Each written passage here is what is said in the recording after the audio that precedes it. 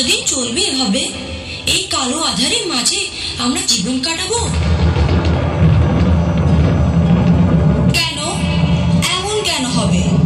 আমরা জ্ঞানের এই উজ্জ্বল শিখার উৎস অবশ্যই খুঁজে পাবো, কিন্তু কিভাবে?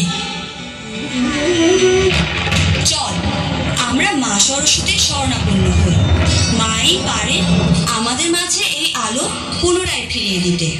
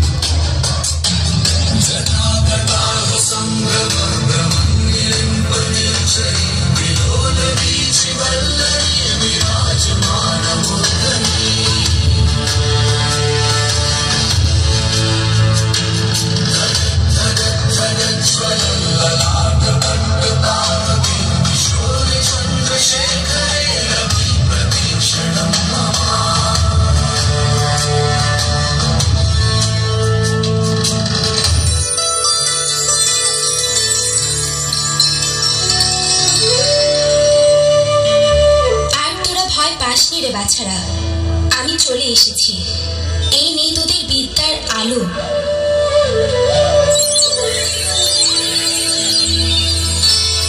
তোরা এই আলোয় শিক্ষা নিয়ে চারদিক আরো উজ্জ্বল করে তোল।